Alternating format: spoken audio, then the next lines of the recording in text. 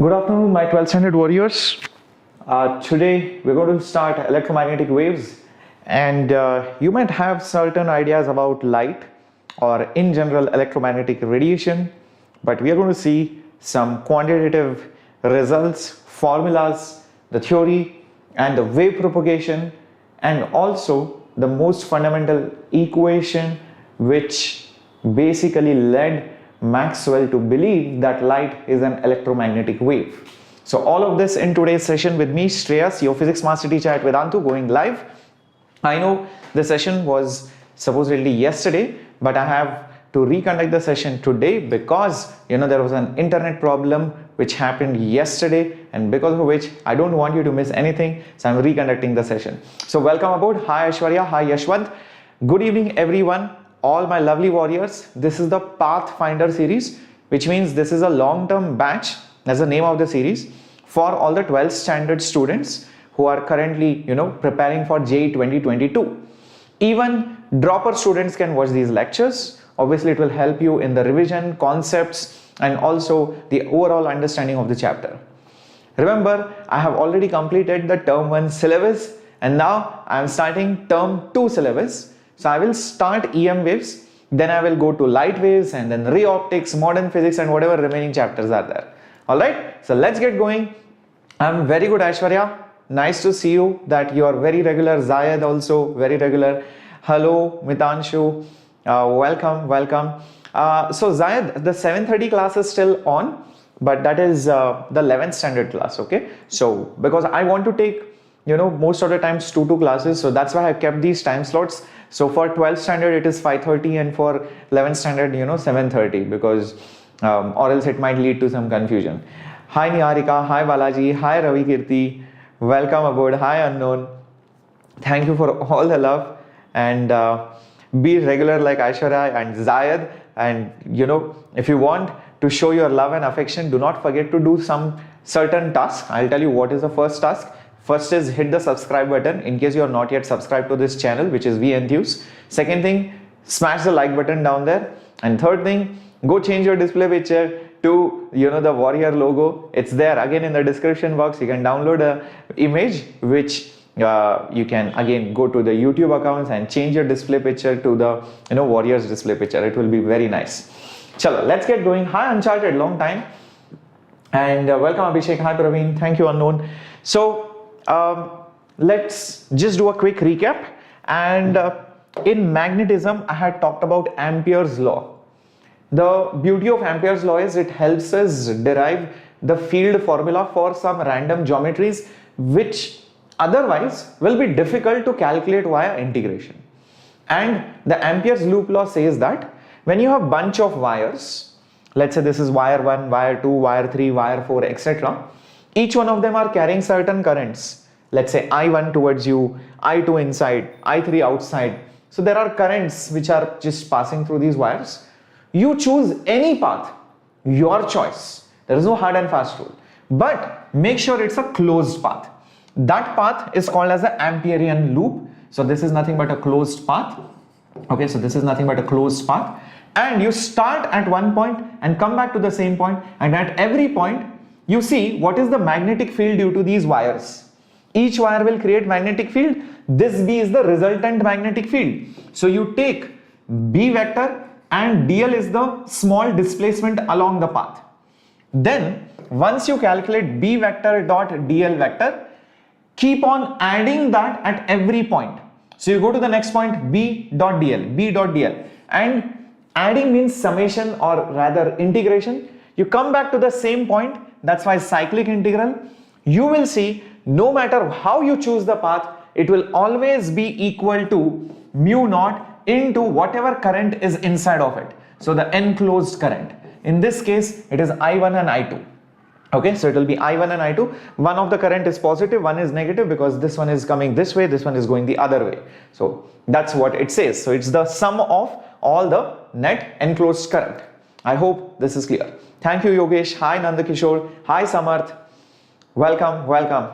Yes, I did yesterday, but the lecture got cancelled because of internet issues. So Deepak, I want this in the recorded form as well for your revision. So that's why I'm going to start from the beginning. Okay. There were a lot of things which were left uncovered yesterday, so don't worry, we're going to see all those things. The complete chapter will be done today.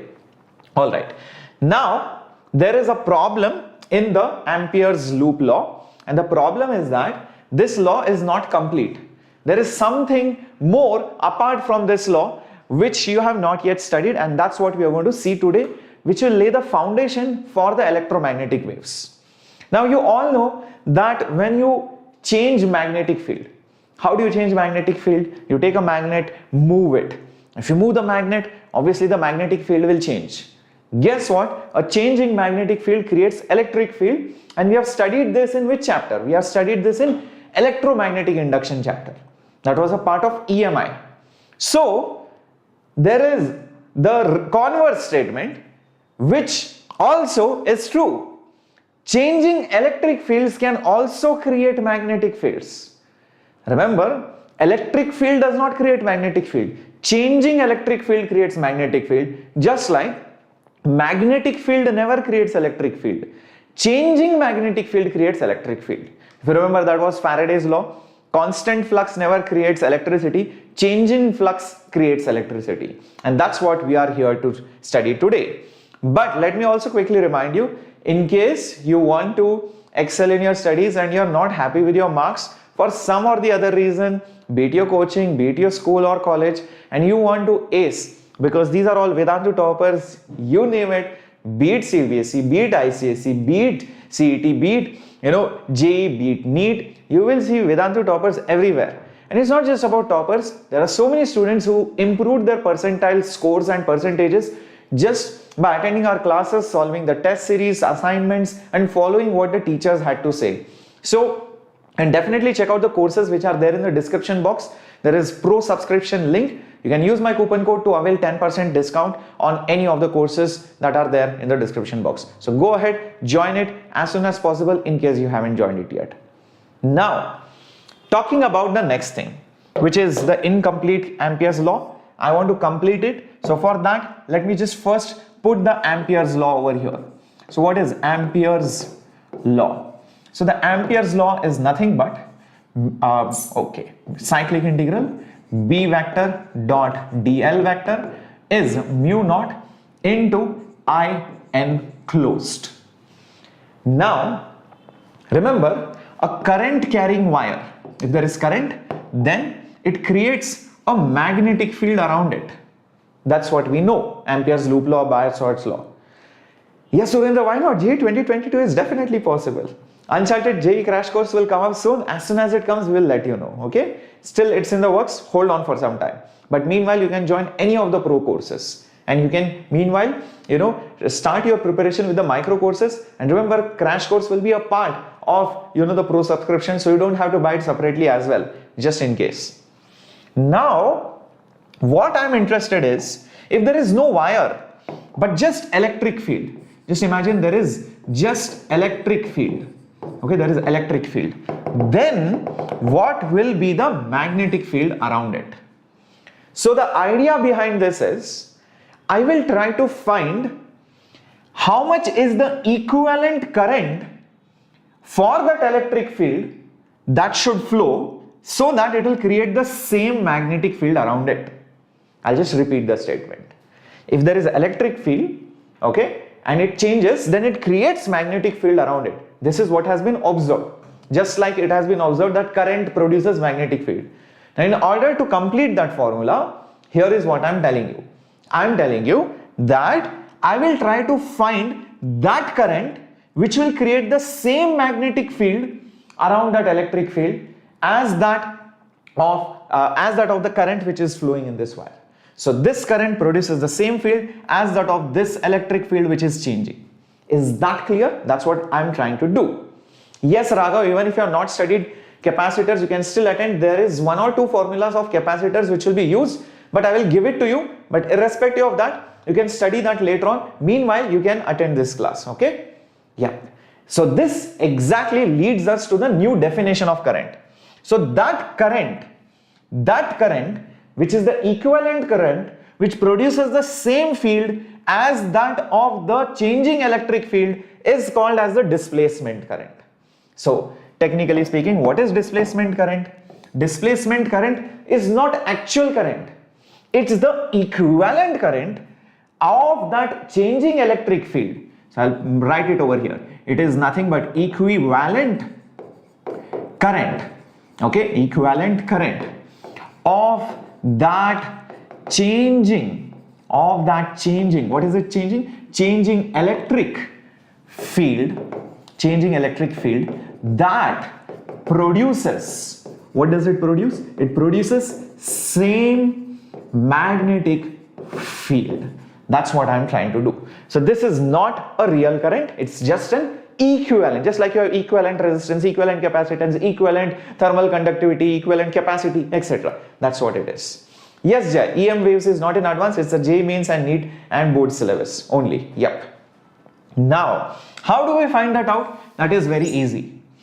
So, first of all, let's modify the Ampere's loop law. So, we understand that this current should change in the formula, because I know whenever electric field changes, that can also create magnetic field. So I'll just change the formula over here. I'll just modify it slightly. So what I'm going to do is I'll just put a bracket and I will add one extra term over here, which right now I do not know. This extra term is nothing but the displacement current. See if you are able to understand it. This extra term is nothing but the displacement current, because I need to account for the magnetic field which will be produced by changing electric field also. So that current should also be put over here. If you want, I'll just put it as extra right now. This extra is nothing but the displacement current. So it's the equivalent current which can produce the magnetic field. I hope this is clear. Everyone clear about this? Let me know. Thank you, Raghav. Okay, so I'm trying to find that term out. So that current, I have just accounted it over here. This is the real current, this is the pseudo current, non-real current. Together they will create the magnetic field. Now, how does Ampere's loop law work exactly? You always choose a loop, remember I told you, and you see how much current is piercing it. You just see how much current is piercing that particular loop, and then you try to apply the formula. So let's say this is my loop, everybody knows, okay, this is my closed path, okay, and then I evaluate this integral. So I evaluate this integral, which is cyclic integral b vector dot dl is equal to mu naught into how much current is enclosed in it, how much current is piercing to it. What is the meaning of piercing? Piercing means if I give you a closed path and if I have an area which touches all the points on the closed path, just imagine this is a closed path and I make an area out of it. And then I see some wire pierces that area at some point. Then that current is supposed to be the enclosed current. Just think about it. If you enclose somebody, you hug somebody, your hands are nothing but that closed path. That person whom you are hugging is inside of you. How do you know he's inside? Because you know, if I draw an area, if I connect an area around your hands, then you know that person pierces it. So that's why I say he is enclosed. So that's the same way I can define enclosed current. So in this case, it will be mu naught, correct? It will be mu naught into the current which is enclosed, which is IC. This extra term is not even there. I will not even bother. Just imagine there is a wire which is going. Obviously that extra term is not even going to be there. The electric field is not changing anywhere over here. Usually we never ever have spoken about this. So this completes my Ampere's loop law. Correct? As simple as that. This is just a current which is flowing through a wire, and I have just multiplied that with mu naught to get the complete integral b dot dl. But what if I slightly modify the definition of piercing? Because, or rather think about all the possibilities of what piercing current means. Then a problem happens, and that's what I want you to notice. Just imagine, okay, this is your arm, you are hugging someone, this is your arm, okay, and you see you are hugging a pandu over here, okay, and you say, yes, I'm hugging this Pandu because this Pandu is piercing that area which is there between my hands over here. Now let's say you go on the top, Pandu is below. Okay, your hands are like this, and the Pandu is below. Now, are you actually is that Pandu actually inside your hands? Is he enclosed within your hands? Because you have gone up, Pandu is below. Pandu's head is not anywhere in that plane of that circumference. What do you think? Is now that Pandu inside your arms? Is he enclosed? What do you guys think? Is he now enclosed? Is he enclosed or is he not enclosed? What do you guys think? How do you now define what is enclosed? No? Okay, he's not enclosed. Now, who said that you have to always choose a flat area?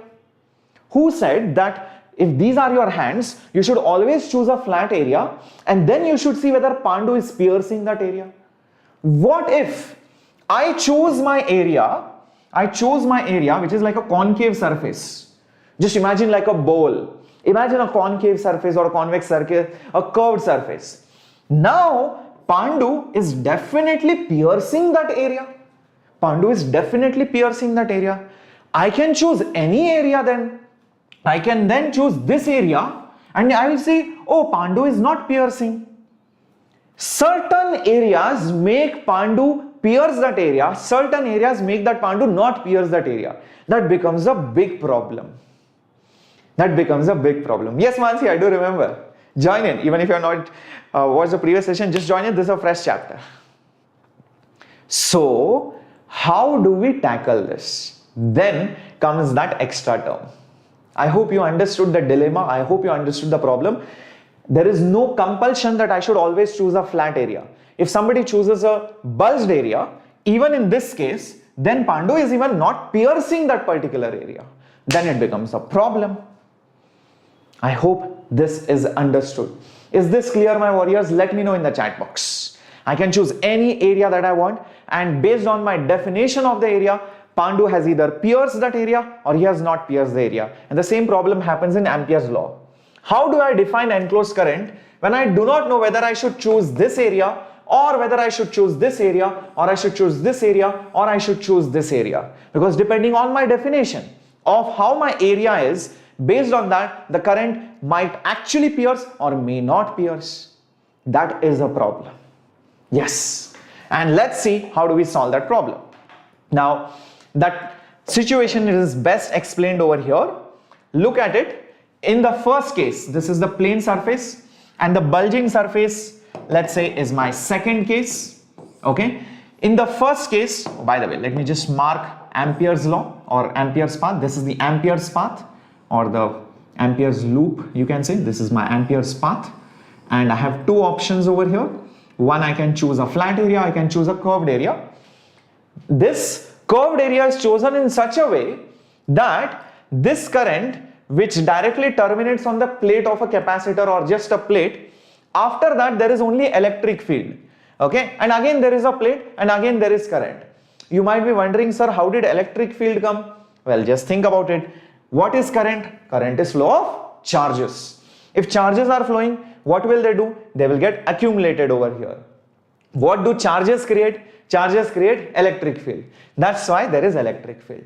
Is that clear? The logic is very simple. So current is basically nothing but it will make the flow of charges. And what do charges create? Charges will basically create electric field. And because the current is flowing, the charges will increase, the charges will change basically, or I will not put the word increase, the charges will change. And when the charge on this plate will change, the electric field will change. And what does changing electric field do? What does changing electric field do, my warriors? It creates a magnetic field. As simple as that.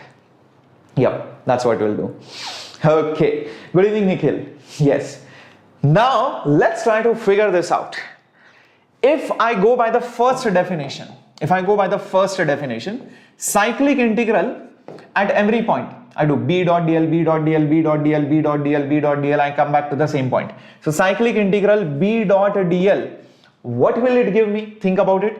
It will give me mu naught into I enclosed. What is I enclosed? Think about it. The enclosed current. So I'm choosing the flat area. Is the current piercing somewhere? Yes, it is. It is piercing right over here. This is where it is exactly pierced. Okay, it is exactly pierced at this point. So pierced current and that extra term.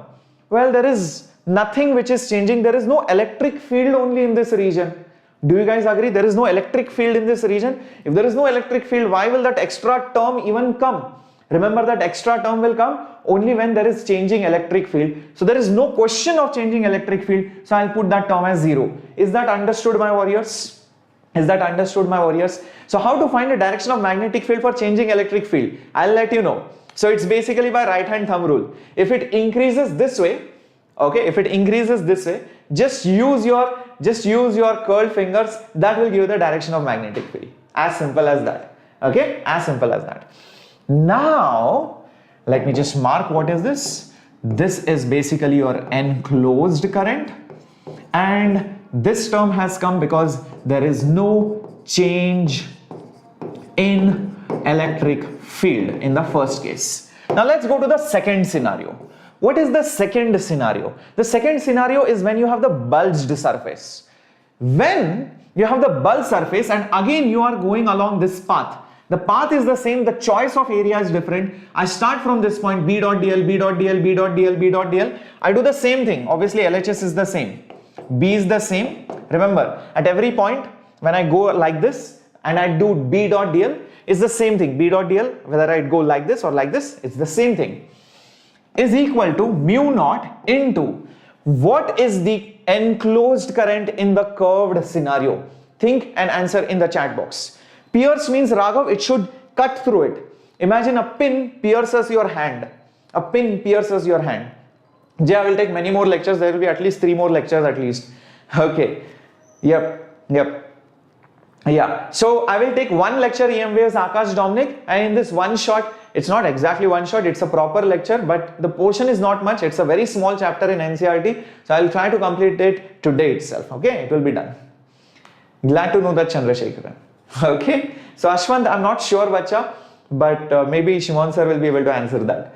Okay, so in the second scenario, in that bulge surface, there is no current because this current is terminating here. It's not actually piercing it. So I hope you understand that this term will be 0. So the enclosed current is 0. I hope this is clear. But what about the changing electric field? That will create a magnetic field. Now, what is the equivalent current? What is the equivalent current which produces the same magnetic field called for that changing electric field? What is this called? Yes, Raghav, this is a very scoring chapter. Definitely, you will see that. Just understand this concept. What is the equivalent current of the changing electric field called which produces the same magnetic field as that of the changing electric field called? What is it called? It is just put over here. It is called displacement current. Isn't that understood? So there is some extra term over here. And what is that extra term over here? That extra term is basically called as displacement current, ID. I hope this is clear. Excellent. Now, if this much is understood, this, by the way, is due to, I'll just put it over here. Yeah, this is due to the change in electric field. It's that equivalent current, that extra thing. Exactly, it's displacement current. Now, LHS are same, so RHS should be same. So hence, so I'll just put it over here. Since LHS are same, that implies RHS should be also same. And if RHS are same, mu naught IC, look at that, mu naught into IC will be equal to what? Mu naught into ID. Now you can clearly see what is going to get cancelled. Mu naught and mu naught will get cancelled. IC will be equal to ID. Acha. But I think I know the value of IC. I'll tell you how I know the value of IC. See, this current is nothing but rate of flow of charge. Everybody agrees? this current is nothing but rate of flow of charge. So this IC is nothing but dq by dt, how much charge is flowing through this wire and it is getting changed over here. This charge can be written down in some other way. I'll tell you how. Look at this. The field which is produced between the plates of a capacitor is given by sigma by epsilon naught. Everybody remembers this formula, not 2 epsilon naught. Between the plates it's just sigma by epsilon naught, and sigma is surface charge density. That means it is nothing but the charge by area, and this epsilon naught will come here as it is. Just rearrange. This will give you Q is equal to EA, okay, EA and into epsilon naught. Now what is E into A? Field into area is nothing but flux. So this will just become flux into epsilon naught. So this is what I got. Q is nothing but flux into epsilon naught, and using current is nothing but dq by dt. Let's see what do we get next. This will be equal to id. Derivative of this guy, phi will change, but epsilon naught is a constant, so bring it outside the integral. So epsilon naught d phi by dt will be nothing but id. I think I got my extra term. Done, done. This is exactly what I wanted. The displacement current is permittivity of free space into rate of change of electric flux. As simple as that. Exactly, Sagnik. Exactly. HCV versus NCERT theory. Obviously HCV theory for JEE mains and advanced. NCERT is only for boards. But yes, it will help you in JEE mains. But you cannot just stop at NCERT. You have to go to HCV. Exactly. Yes, Jay, you will have to go back a little bit maybe. So the displacement current value we just got. For any situation, that extra term value is epsilon naught, rate of change of electric flux. Done, done. So now, in general, I can write my formula.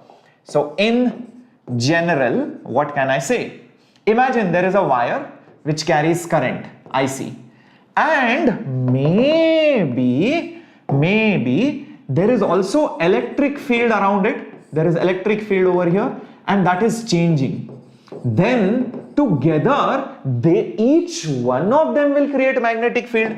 So there will be magnetic field around them. Okay, there will be magnetic field around them. This will be created both by the wire as well as the electric field, both the changing electric field and the wire. So this is that wire, and the field will create the magnetic field. So in general, what will be my equation? Cyclic integral B vector dot dl vector will be nothing but mu naught, two terms, IC plus ID. What is this IC going to be called? This is the actual current. This is the actual current. This is nothing but the equivalent current. This is not the real current, it's a pseudo current. So this actual current is called as conduction current. What is it called, my warriors? It is called as conduction current. And this equivalent current, like I have been saying it again and again, it is called as displacement current. What is it called? Displacement current. I hope this is clear. So this completes your Ampere's loop law.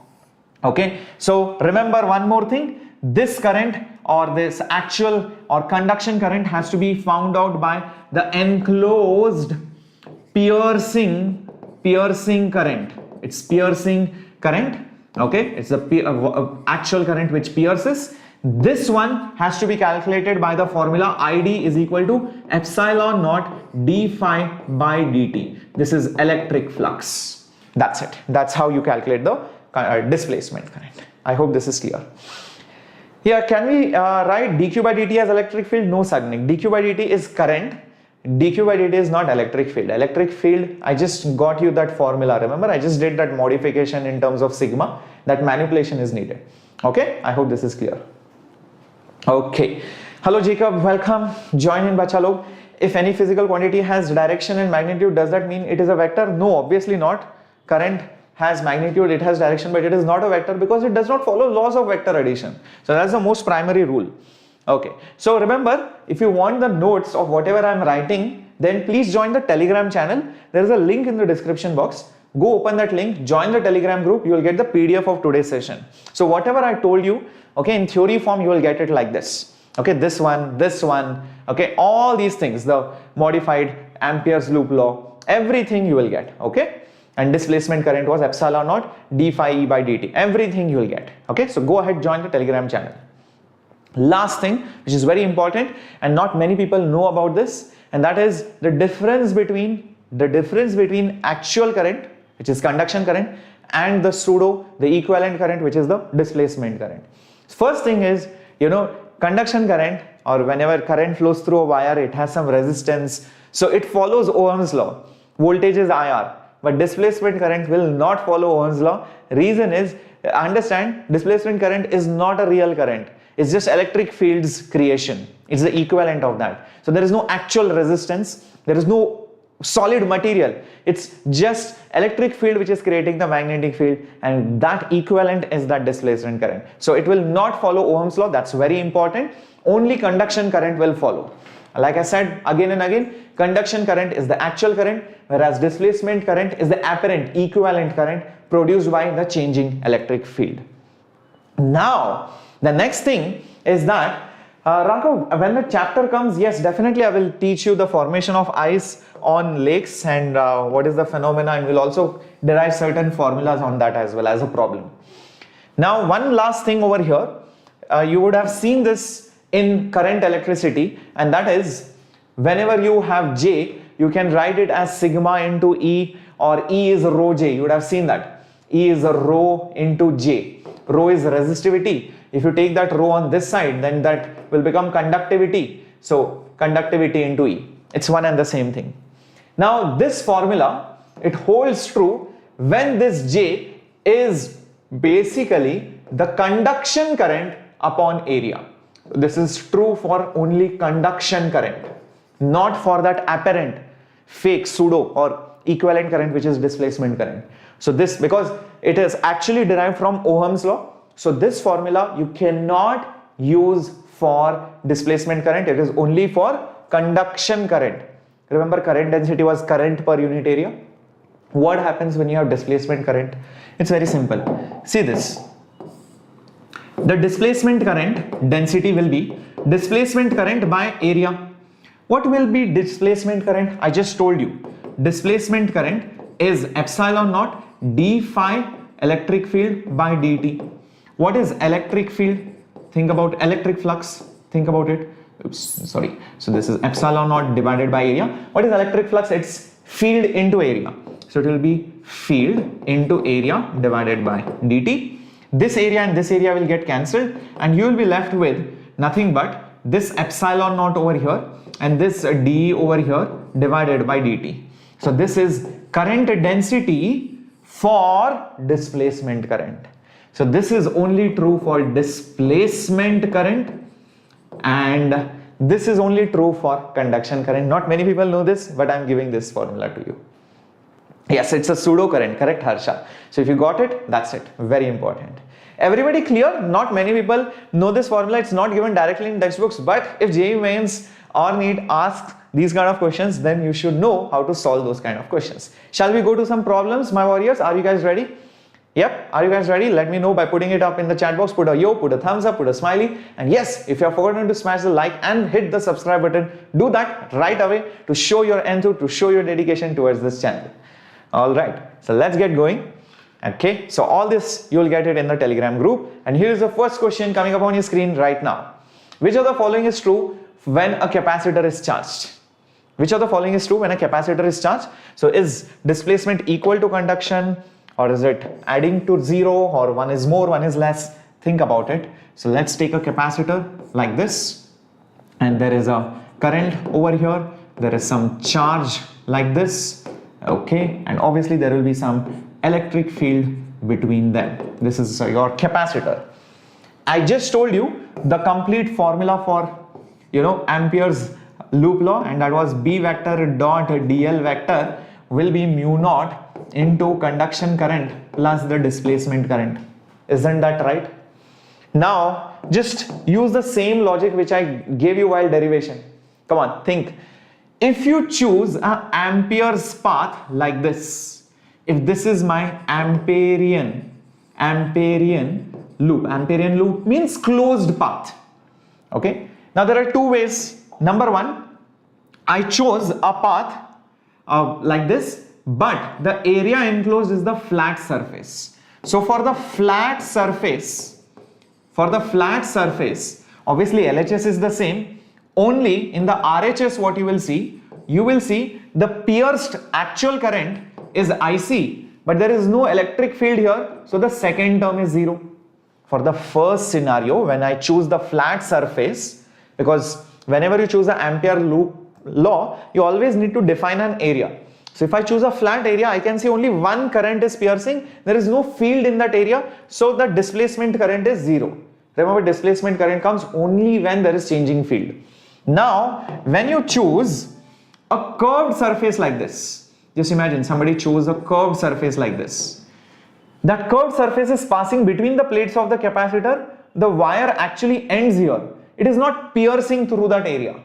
Think about it. The wire ends at the plate, but the area that I have chosen, which is bound by that perimeter, that green color line, is between the plates. No current is actually physically passing between them. So in the second surface, the curved surface, what will you see? You will see that the conduction current is 0, but there is changing electric field. That means there must be displacement current. And since LHS is same, what will you guys get? The RHS should be same. That means mu naught IC will be mu naught into ID. Mu naught goes. So IC will be equal to ID, which is option A. Done.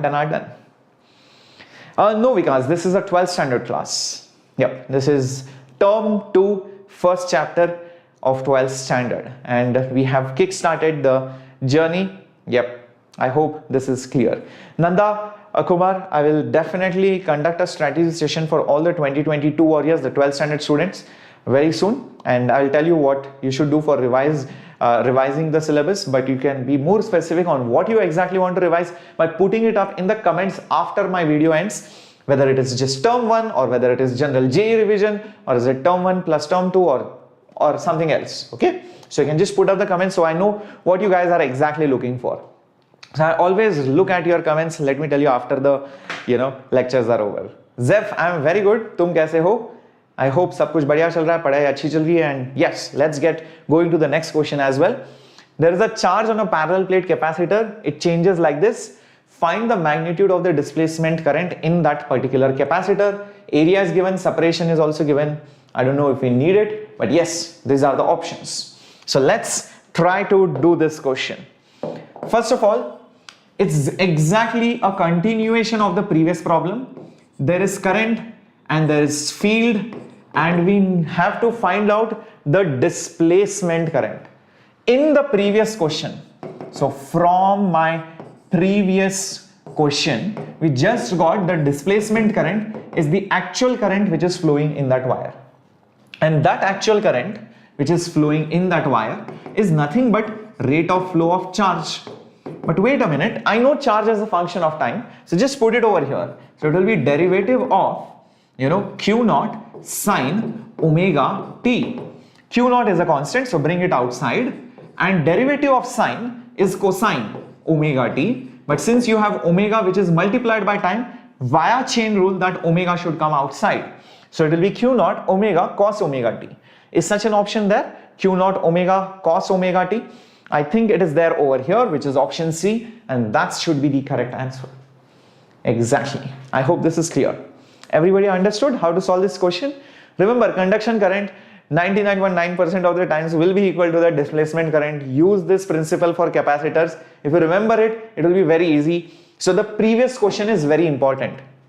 Okay, this question is very, very important because if you know this result, you don't have to waste the time to arrive at this particular logic. You can directly start your journey from here. So hence the answer is C for the next question. Okay. Oh, thank you, Zeph. This is not alternating current. Thank you for pointing it out. It's not alternating current. It is supposedly, electromagnetic waves. Okay. My God, I think I should change it. And you know how to change it? I'll tell you how to change it. So you just need to go to, slide. and go to edit theme, and instead of AC, I'll just put EM wave. I think it gets sorted then. And over here too, I think I just need to go to slide. So I'm teaching you Google Slides as well. So you're learning, yep, Microsoft PowerPoint, Google Slides. So EM waves, yep. Okay, I don't want this. Okay. Oh my God, I think, okay. Oh, I can't change it. Why I can't change it?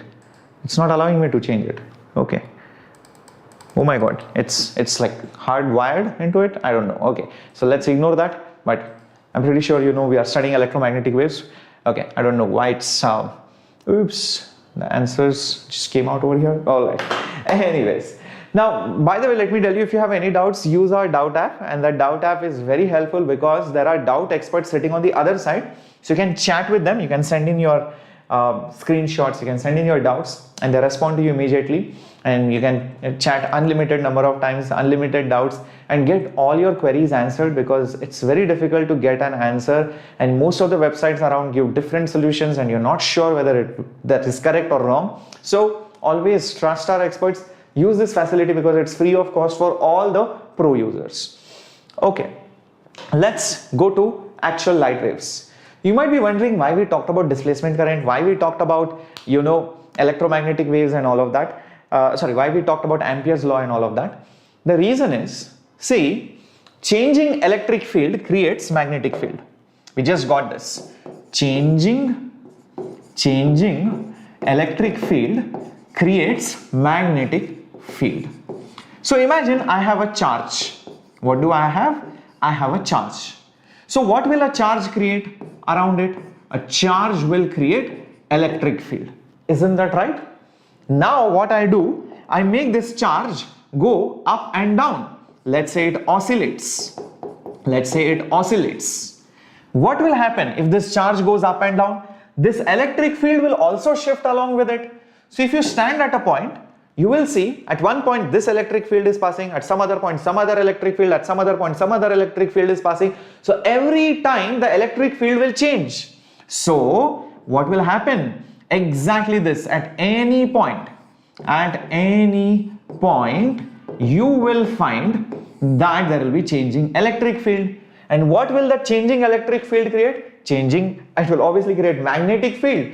And because that electric field is changing sinusoidally via sine wave, or because you are oscillating, the magnetic field will also change sinusoidally like a sine wave, and that changing magnetic field in turn will create electric field. So it's a process which goes on forever. And you will see you have varying electric field and varying magnetic field both present together, and both of them will move away. They will propagate around that particular area. That is the birth of an electromagnetic wave, basically light. So the light that you see, any color, blue, yellow, white, whatever, these are nothing but electric fields and magnetic fields which are entering your eye. So you will see that in case you had a charge, that charge will definitely get affected by that electric field. But those electric fields are very teeny meeny, so do not expect very high or large forces by these electric fields, because the intensity of light around you is not that great. But remember, that's how light is born, by just moving a charge. So you just take a charged body and move it. You have created electromagnetic wave. The rate at which you move it up and down is nothing but the frequency of the electromagnetic wave. Is that clear, everyone, my warriors? And it's a fixed number, that is the rate at which these waves go away from you. That is the speed of propagation. That you cannot change in vacuum, and that is 3 into 10 to the power 8 meters per second. That means 3 lakh kilometers per second. So you move a charge, it creates electric field, it creates magnetic field. They will start going away from you. It's basically the birth of electromagnetic radiation. They all start going away from you at 3 lakh kilometers per second. You cannot stop it. You cannot negotiate. Hey, please slow down or please increase your speed. You cannot do anything like that. And the frequency depends on how fast you oscillate that charge, and accordingly the wavelength also gets decided over there. Is that clear? I'm pretty sure this is a very different way of looking at light. I'm bet on this, many of you would never have thought about light in this fashion. For you, light is basically, it comes from candles, it comes from a bulb, or it comes from the sun. But this way of creating light is a very fancy way. Taking a charge, making it oscillate, and voila, you have a light depending on how fast or how slow you are oscillating. So all this is very important. So light is nothing but an electromagnetic wave, and who told this? Maxwell. And light travels at 3 lakh kilometers per second, or 3 into 10 to the power 8 meters per second. And these waves are transverse in nature. Transverse waves basically can be polarized. And I hope you remember what are the different categories of waves. One is longitudinal, one is transverse. In longitudinal, the disturbance oscillates in the direction of the wave propagation. In transverse, it is perpendicular to the direction of the wave propagation. So here you will see that in case of electromagnetic waves, the wave oscillates perpendicular to the direction in which it travels. Now this is the most important chart. Hi Varuban Krishna, good evening. Join in. All the spectrum, the entire spectrum is placed over here, and you should know what are the different wavelengths and what is the approximate range for each of the wavelength. And this gives you a picture of whose wavelength is more, whose frequency is more, etc, etc. See, long wavelengths are basically radio waves. Smaller wavelengths than that are microwaves. Even smaller are infrared, and here you get the visible spectrum. Right from red to violet. Red has the longest wavelength. Beyond red, you have infrared. This is visible spectrum. It's a small spectrum. The median color is yellow. On the other side of violet, you have ultraviolet, which has even shorter wavelength or high frequency. And then when you go more ahead, you have even shorter wavelengths of the size of atoms and molecules, and that is X-rays. And when you go even ahead, you have waves with extremely high energy, extremely high frequency, but very, very tiny wavelength. Those are gamma rays. So this is your entire spectrum, which you should remember. Okay, so gamma rays are very, very small in wavelength, very high in frequency. Okay, you can see the wavelength approximately in meters is in picometers. So gamma rays are in picometers. X-rays is in Angstroms. X-rays is in Armstrong. Visible light is around 400 to 700 nanometers. So visible is in nanometers, and when you go to radio waves, it's in kilometers. It's in kilometers. And microwaves is in obviously micro and millimeters. Okay, so that's where you have the microwaves out here. Is that clear? So remember this. Let's see how many of you are able to solve some questions. But before that, let me show you this cool simulation of how our light travels. So this is how light travels, my warriors. You can see that the blue lines over here are electric field. The red line is magnetic field. Observe how that electric field is changing and how that changing electric field is creating magnetic field. Not just that, you also will see that the electric field and magnetic field are always perpendicular to each other, and that in turn is also perpendicular to the direction in which they travel. So electric field, magnetic field and the direction of wave, all three are perpendicular to each other. Observe that they are always perpendicular to each other. Is that clear? Or yeah, I'm seeing you too after a very long time.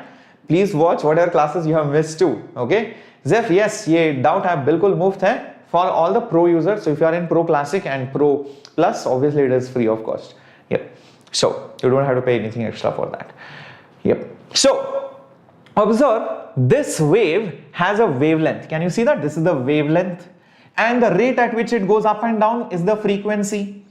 This is the amplitude of electric field. This is the maximum value of electric field. Can you see this is the maximum value of magnetic field? So maximum electric field, this is maximum magnetic field. You can see all of that. So let me just show that to you over here. So C is nothing but the speed of light. Okay, speed of light, and I already told you it is 3 into 10 to the power 8 meters per second. So 3 into 10 to the power 8 meters per second. F is nothing but the frequency. and this thing over here is nothing but the wavelength. And we all know C is equal to F lambda. Okay, C is equal to F lambda. This is one thing. And you can also define two more parameters like angular wave number, which is 2 pi by lambda. You have studied this in waves chapter, and omega, which is angular wave frequency. So basically this is 2 pi f. So you can define both these parameters based on lambda and frequency. Last thing over here, okay, which I wanted to show you is basically, yes, this one. This is your electric field amplitude, and this one over here, okay, this one over here, this is your magnetic field amplitude. Okay, this is the max value of electric or magnetic field. And remember one thing, like I have been telling you before, electric field is perpendicular to magnetic field, is also perpendicular to the speed of light. They are all mutually perpendicular to each other. Very, very important. All right. Shall I attempt NEET first or JEE first? I don't think you have any option. I mean, whichever exam comes first, you will have to attempt that, right? Unless and until the NEET exam comes exactly between the JEE mains attempt. So whichever comes first, you should give it. Okay. So all these are again given in the PDF, which you can download using our Telegram channel link. Okay. So go to the Telegram group, you will get all the PDFs. Here's the first question coming up based on the theory that I have just taught you. Choose the correct option relating to the wavelengths of different parts of electromagnetic wave spectrum. Which wavelength is least, which wavelength is most?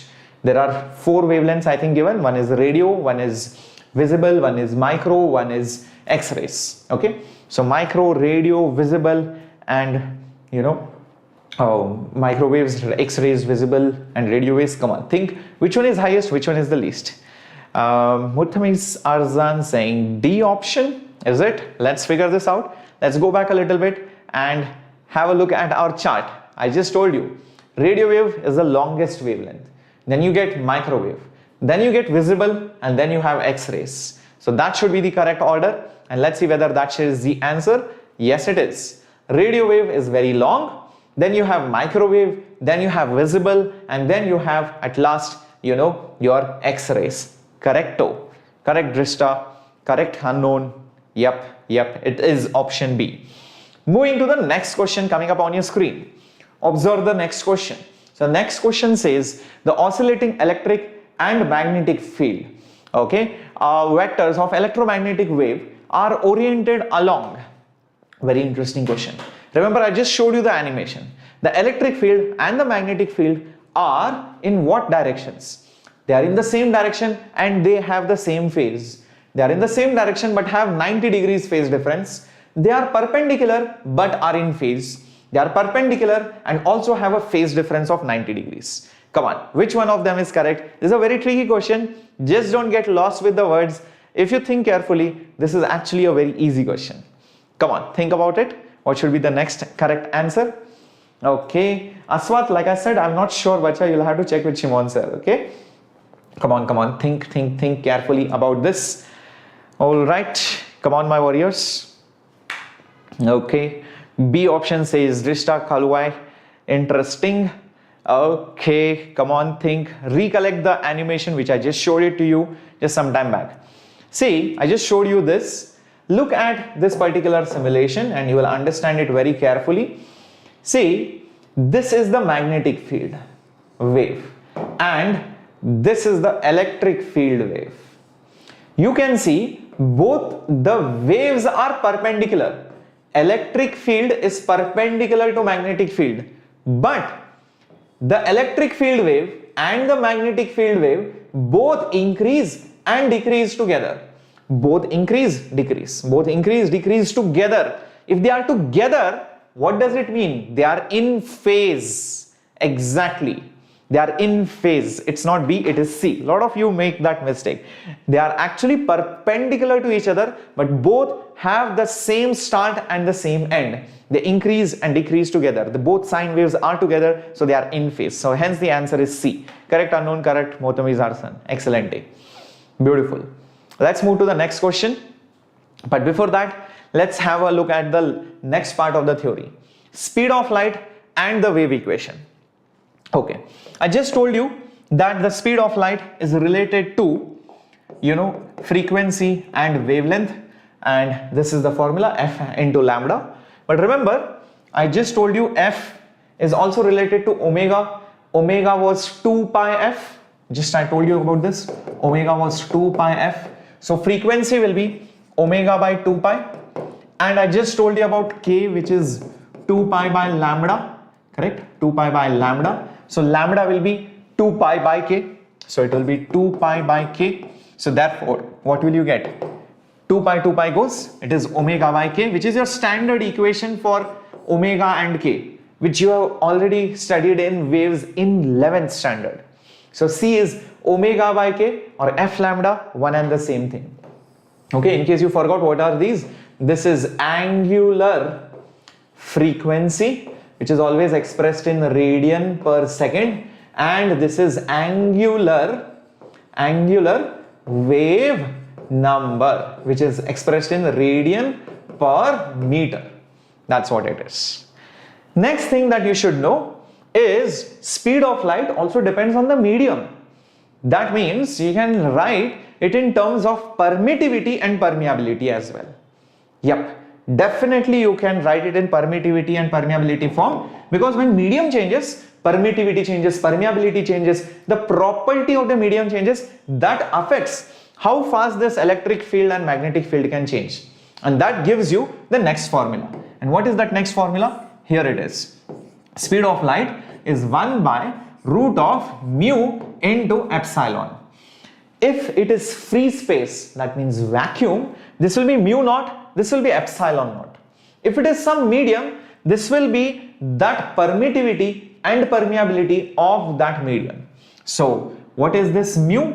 This is nothing but permeability, okay, permeability of that medium. If it is vacuum, then it is mu naught, okay, and this epsilon naught is nothing but permittivity. It's permittivity of that medium. That's another formula which you can remember. Okay, this is also very, very important and crucial for solving problems. Last thing, the wave equation. Remember, in general, we have studied wave equation, and wave equation always used to look like this. Y is equal to a sine kx plus minus omega t plus phi and all of that. This is how your wave equation used to look like. Y coordinate of that string, a was the amplitude. If it was a sine or a cosine wave, depending on that you use sine or cos. Plus or minus depends on whether it is going this way, whether it is going that way. Remember all of this? Same thing can be used here. Do you see that the electric field is also having a variation just like a string? So just use that, as simple as that. So the electric field, okay, so the electric field equation will be E naught, because that's the amplitude, sine, and you will have kx plus minus omega t. Okay, so that's the wave equation of the electric field. And see, it's like a wave on a string. Similarly, the magnetic field is also like a wave which is there on a string, but it is there sideways. And you will see that the magnetic field equation will be B naught, same thing, because remember, same phase. So if you use sine, use sine.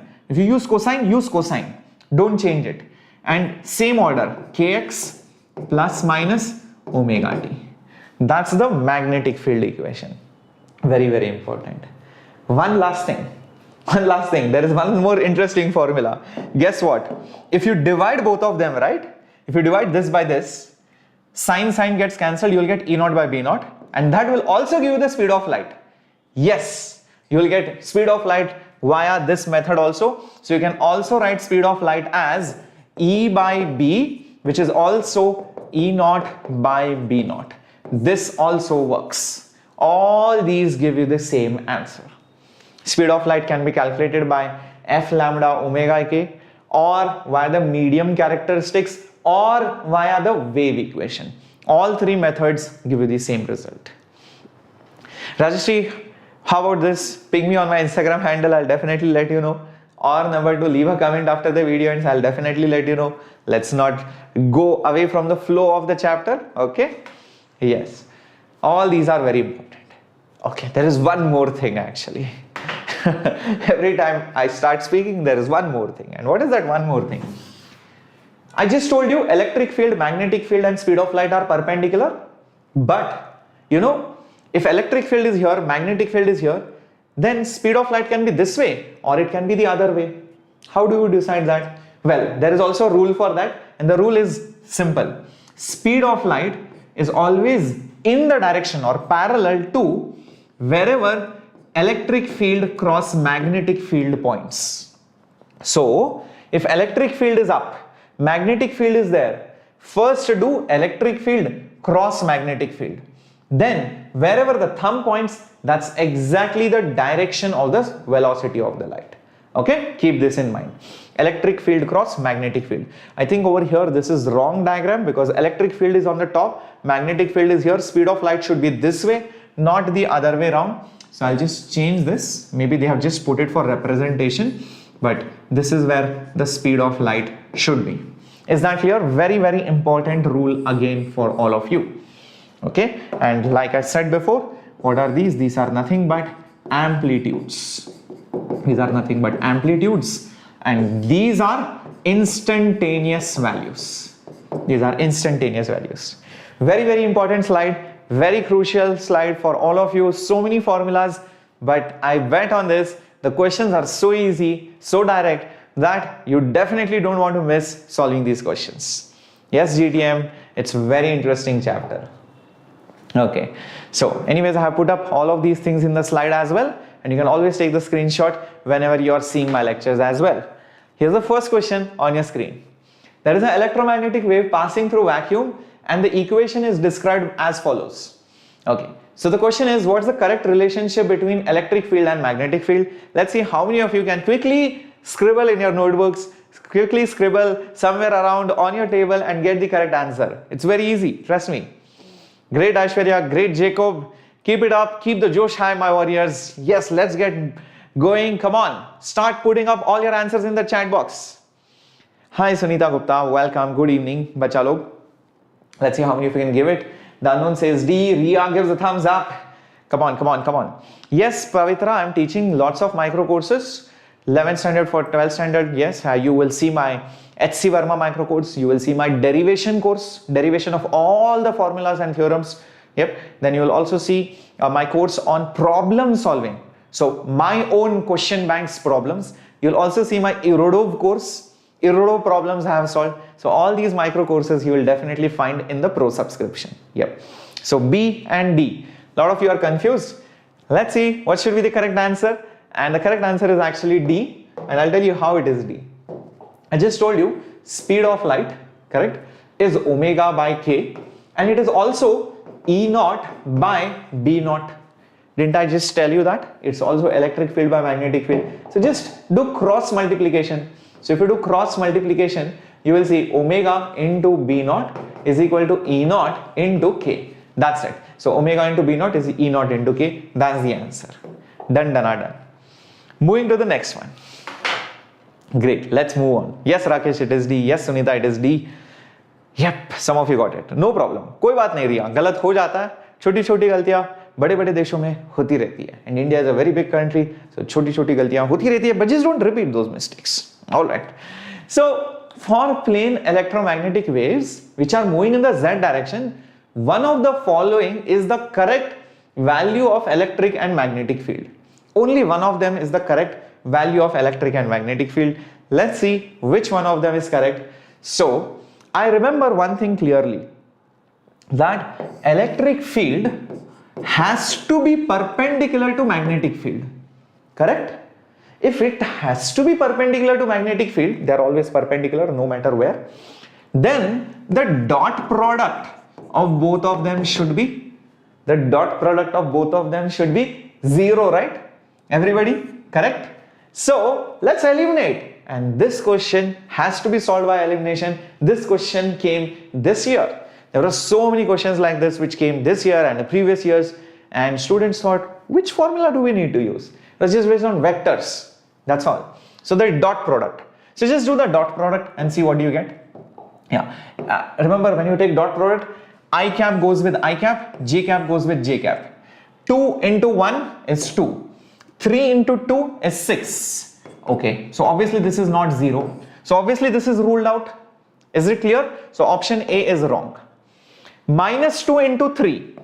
Minus 2 into 3 is minus 6. Minus 3 into minus 2. Minus minus plus. So plus 6. Oh, this could be the answer. I don't know. But I have to select one of them. Okay. Maybe more options could give me 0. 3 into 4 and 4 into minus 3. 3 into 4 is 12. 4 into minus 3 is minus 12. This is also 0. Maybe even C is correct. 1 into 2 is 2. 2 into 1 is also 2. So this is not 0. So obviously D option gets eliminated. Okay.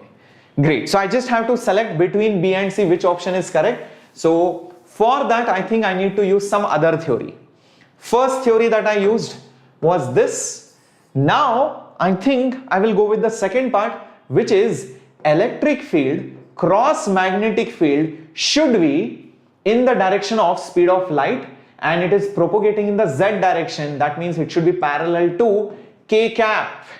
Remember, k cap is z direction. So what is z direction? It is k hat. So I will do the cross product of this and this, and I'll see only one of them will give me the correct answer. Let's try to do this. So let's do this cross this. So when I do this cross this, what is this? This and this. So minus 2 I cap cross, I'm opening the bracket, okay, into 3 I cap minus 2 j cap minus 3 j cap cross 3 I cap minus 2 j cap. Just for my reference, I, j and k. Remember, if I go like this, it is positive, and if I go like this, it is negative. This is just for my reference. So electric field cross magnetic field. Minus, I into I is 0. Remember, I cross I is 0. I cross j, minus into minus plus. I cross j. I cross j is k, and 2 into 2 is 4. So plus 4 k cap. Fair enough. J into I. J cross I is minus k. Minus into minus is plus. 3 into 3 is 9. So 9 k cap. J into j is 0. So plus 0. So this will give me 13 k cap. Exactly what I wanted. In fact, if you try to do the second part or for the C part, it will not come out as plus something k cap. It will come out as either minus or some weird direction. I hope this is clear. So hence C option gets eliminated. You can try this. You can try this, and it will not be plus k cap.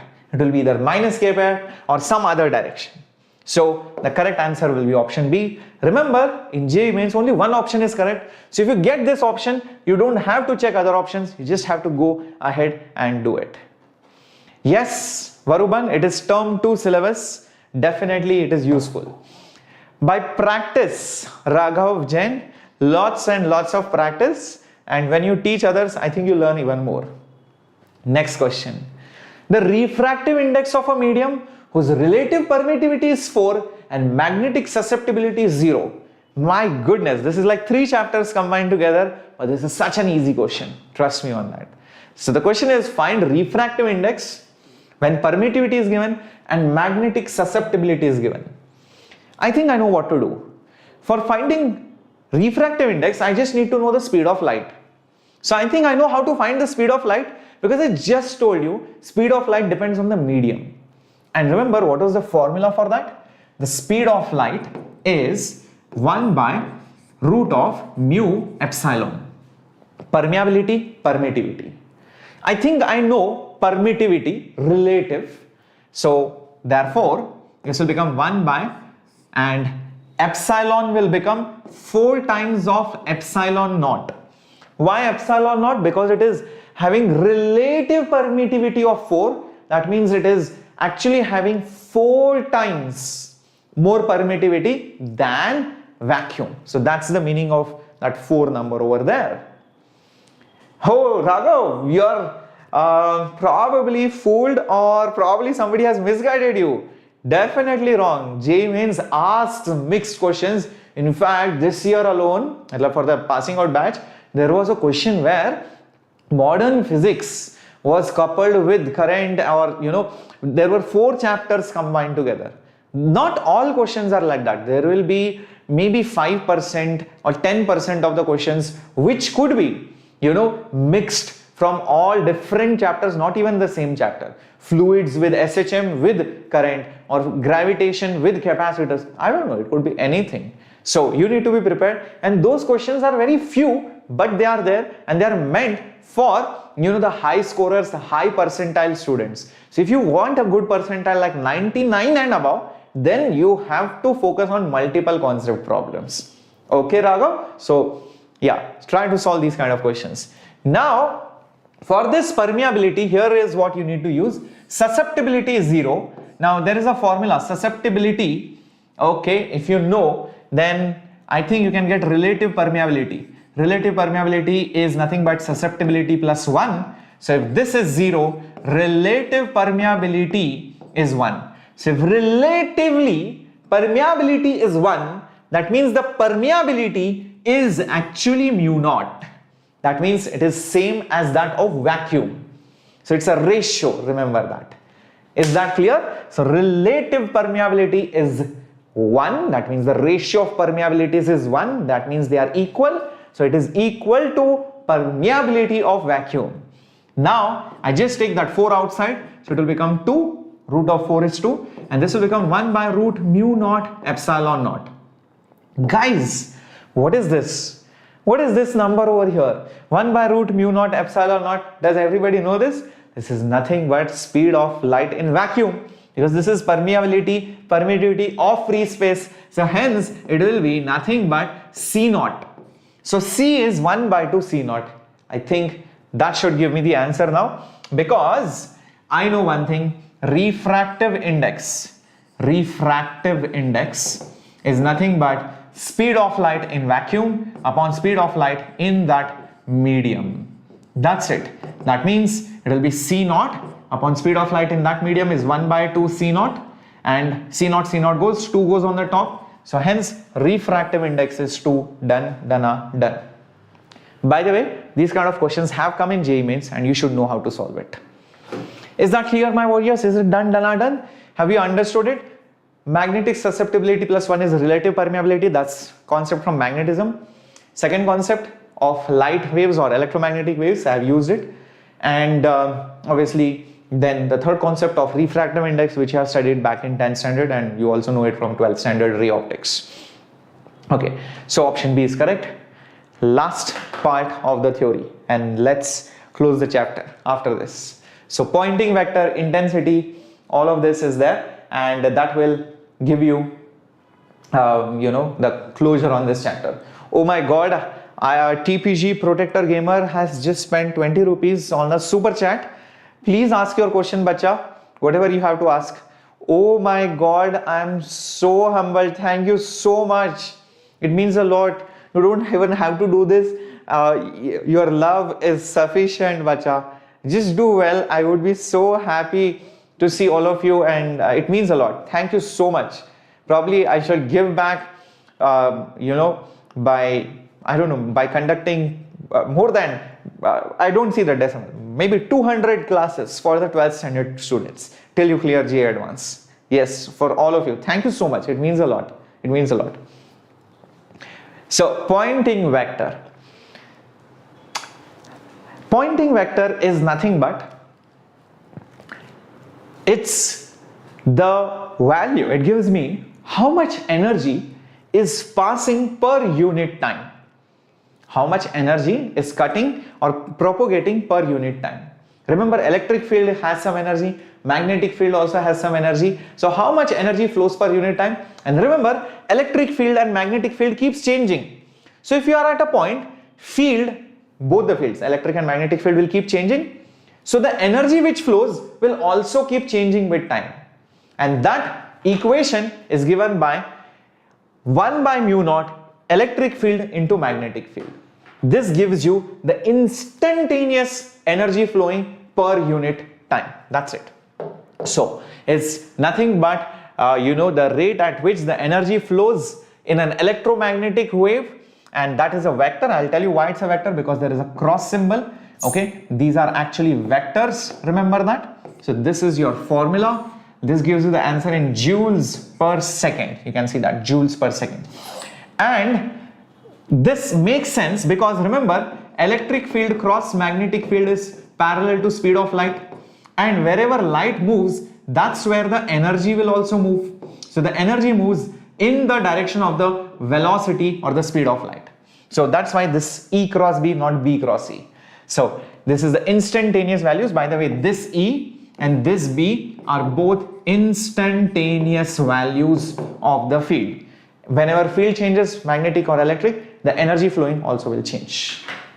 Okay, at the end of the projector, you are a V enthused student. I am so glad that you did that.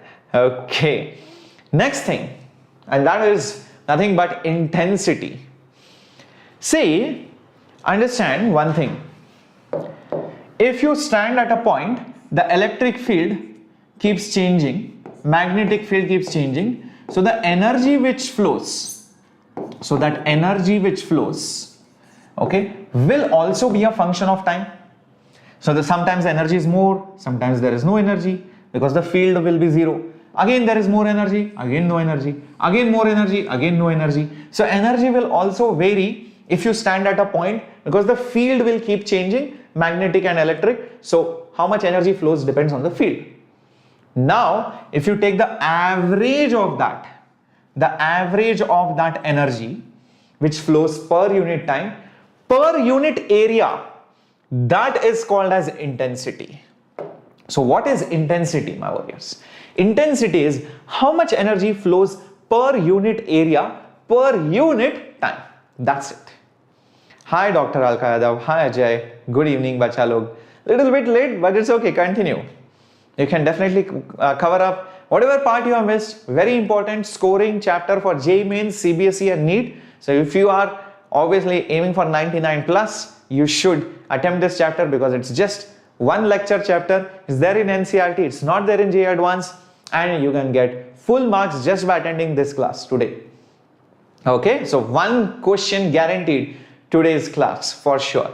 So what is intensity? Intensity is nothing but the energy which crosses per unit time, per unit area is the average amount of energy. And the formula for that is half epsilon naught E square, into C. Remember this, half epsilon naught E square. Do you remember what is this? Just half epsilon naught E square? Does it ring a bell? You have studied this somewhere in electrostatics capacitors. Yep, the unknown. I'll definitely conduct one. I'm just hurrying up a little bit in the portions because I want things to be done. Definitely you can say intensity is root mean square upon area and time. Yes, that's how in fact it is calculated, Rakesh. You basically integrate, find the root mean square and all of that, and that's how you get this formula from the Poynting formula. So if you integrate it over time, this is energy per unit time, and then divide by area and all of that, you get exactly this. So hi Rudresh, welcome aboard. So guys, what is this? This is nothing but energy density, joules per meter cube, electrical energy density. Remember, electrical energy density. So this with C is intensity. It's not density, it is intensity. So it's energy per unit time, per unit area. That's how the change is. So keep this in mind.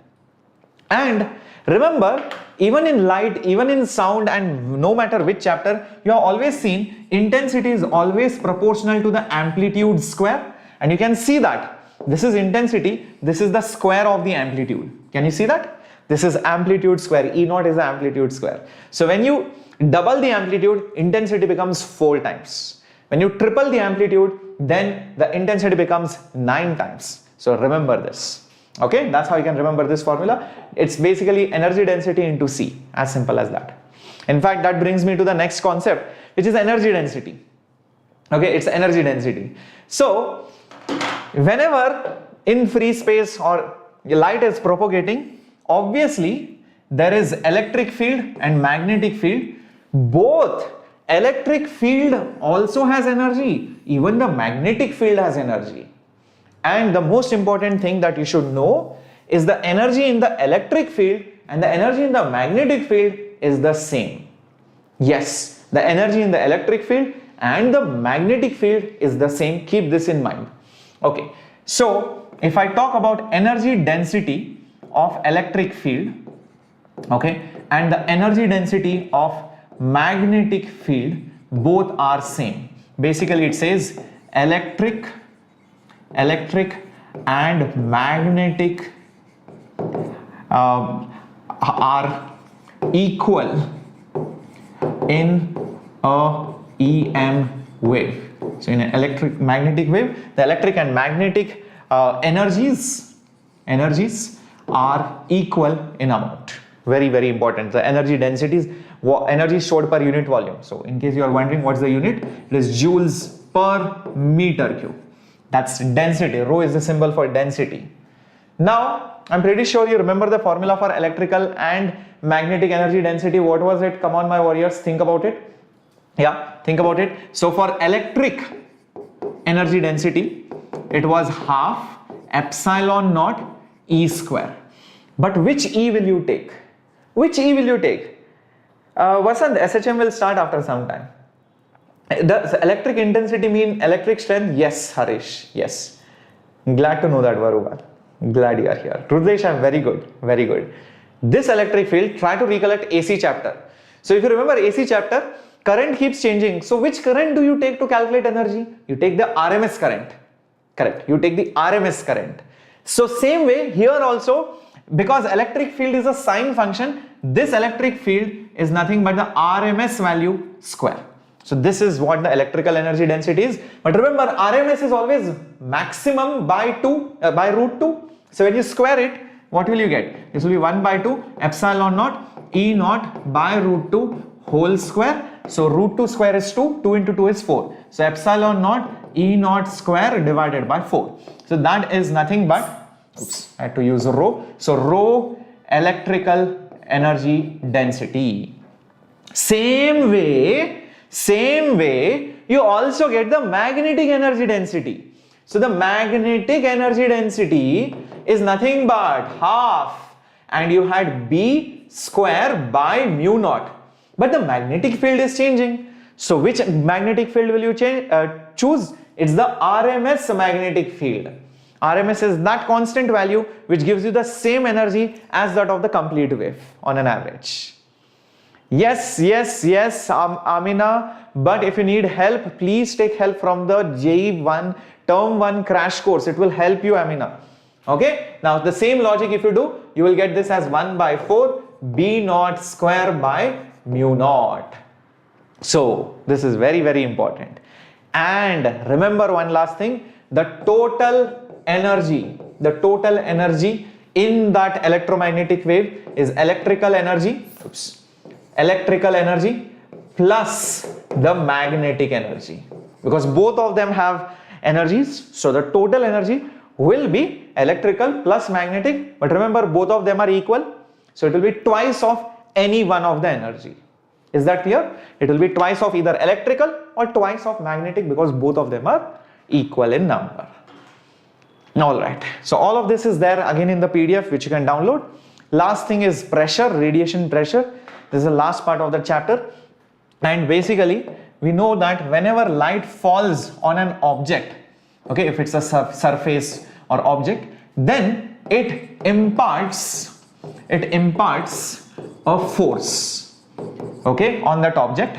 And if you take one unit area, so if you divide that force upon that area, that gives you nothing but the pressure, that is the force acting per unit area. And since this is nothing but an electromagnetic radiation or wave, so this force was created because light fell on an object. It created a force on an area. That's why this pressure is called as radiation pressure. As simple as that. So what is radiation pressure? Radiation pressure is the force which is applied by light per unit area when it falls on a surface. You might be like, sir, if I turn on a torch, will it apply a force on you? Yes, but that force is very, very small. It cannot push a bus or lift a heavy object. Definitely not. It's very, very teeny meeny. But nevertheless, it is there, and the formula for that is I by C, but that is only when it gets completely absorbed. But when it gets reflected, then you need to be careful. It is twice of I by C. So I by C is when the light gets absorbed, but if it gets reflected, so one force and another force, so 2 times, it will be 2 times I by C. Keep this in mind. Force acting per unit area. Let's start solving some questions. Are you guys ready? Let me know, my warriors. Are you guys ready to solve some questions? Beautiful questions coming up on your screen. So let's see what do we have over here. Okay, so an electromagnetic wave, okay, or certain frequency which moves in some axis, z axis, the amplitude is given, permittivity is given, the average energy density of that field will be. Okay, very interesting question. So which formula are you going to use? Do or die topics. Surendra, tell me, when is the JEE mains, bacha? The JEE mains is after at least 3-4 months, and the last JEE mains, Surendra, will be at least after 5-6 months, half a year. Tell me, if you have half a year, won't you be able to complete the entire syllabus? So if you are going to think about giving up certain topics, I don't think it's a good idea, but I feel you should try and complete the entire syllabus, and I will make a strategy session for all of you to give you all the important topics as well, which you should do in priority first, and then maybe you can do the other topics. I'll do a strategy session very soon. Okay, anyways, let's solve this question. So what is the energy density, average energy density for electric field? It is 1 by 4 epsilon naught E naught square, and I think permittivity is given, which is 8.8 into 10 to the power minus 12, and electric field amplitude is also given, which is 4 volts. The amplitude is given to be 4 volts per meter, so 4 square. So one of the 4 and this 4 will get cancelled. So 4 into 8.8, 8 4s are 32, so it will be more than 32, that means 35.2 into 10 to the power minus 12. So yes, option C should be the answer. I hope this is clear. So what is the use of this? It's of no use. So why was it given? Just to confuse you. What is the use of z-axis? No use. It was just given to confuse you. Remember, in JEE mains there will be always some questions which will have some unnecessary data which will be just there to confuse you. So just don't get confused. It was just based on this formula. Alright, so let's move on to the next question. Yes, option C was correct. I'm so glad, Raghav, this channel has helped you a lot to clear your backlogs, and I hope this channel will continue to help you in the near future as well. And I'm pretty sure you will clear JEE Advanced through this channel. I'm pretty sure. Rishabh, I don't know, I just love teaching. I love physics. I love you all, and I'm pretty sure that love, which also reciprocates back to me, translates into those synergies which work together in you guys doing so well.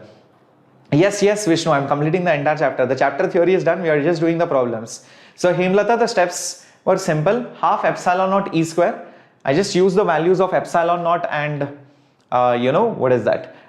Electric field. These values of frequency was not important. Just substitute and you will get the answer, Hemlata. I'm pretty sure that is easy. And definitely Soham, I am a Maharashtra board student.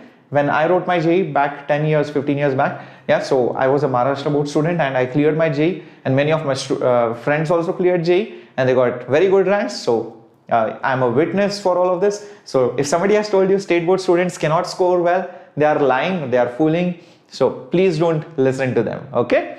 So Vishnu, the next chapter will be light waves. Oh, no problem, Hemlata. You can go back a little bit behind and watch the missed part. This question, there is a light which emits 5% of its energy in EM waves. What is the approximate pressure on an absorbing sphere of radius 10 meters that surrounds the bulb? Yeah, let's see. What do we do? Okay, first let me draw a diagram. So we have a light bulb Okay, and let us imagine a spherical surface of 10 meters, I suppose. Yes, radius 10 meters, which is surrounding that bulb. Okay, this is a surface. And what kind of surface? This is absorbing. So it is absorbing surface. Very interesting. And if we want to find the radiation pressure, because that's what is asked, remember the pressure formula. The pressure formula is nothing but I by C, intensity divided by C. And recollect what was intensity? Intensity was energy falling per unit time per unit area. Recollect that? So what was intensity? It was energy which is falling per unit time per unit area. That's what intensity is, the whole thing divided by C. How much energy will be falling on that surface? Obviously, that amount which is generated, whatever the bulb will create, which will be emitted, that much energy will be exactly obviously falling on that entire surface. Isn't that right? So this quantity over here, which is energy per unit time, will be the power of that EM wave which is emitted from the bulb. Now, do I know that? I think I know it. 150 watts is the energy which is emitted per unit time. That's the power wattage. Watts is joules per second, energy per unit time. But beware that only 5% of its energy is coming out as electromagnetic wave. So not entire 150 is used, only 5% is used. So this power is 5% of 150 watts. I think now we can start solving the question. But last thing which is remaining is the area. This energy which is emitted per unit time, it is falling on the entire sphere, absorbing sphere. So what is the area of that? This area is basically the surface area of the sphere. And what is the surface area of the sphere? It is 4 pi r square. Correct? 4 pi radius square. So I think we just need to substitute everything and I think we'll get the answer. So let's see what do we get. So energy per unit time, that's this one, which is 5% of 150. So that means it will be 5 by 100 of 150. The whole thing divided by the surface area, which is 4 pi into radius square. Radius is 10 meters. That's the radius. So 10 square. The whole thing divided by speed of light, which is 3 into 10 to the power 8 meters per second. That's it. So just solve the question and you'll get the answer. Understood? It's very easy. This numerical calculation is a cakewalk. Everybody will be able to do it. But the logic, see, why are we here? We are here to solve the logic. We are here to understand the problem, visualize the question, see how to solve, get the steps. That's very important. And I think you'll get the answer as 2 into 10 to the power minus 11 or something like that. Okay, so that's what you get. Excellent day, my warriors. And these are your homework questions. Wow, we have completed electromagnetic waves. You should definitely give a pat on your back. And if you have enjoyed this session, yes, smash the like button. This is your first homework question. This is your second homework question. These are very easy questions just to brush up the concepts. Just do that. And remember, your option for studying with us is still available. Please join the pro subscription, because not only will you get my courses, but also other teachers' courses. Lot of students have started their journey parallel to their coaching, or maybe they do not even have coaching and they have started their journey with us. There are English medium batches and you will get teachers exactly like me.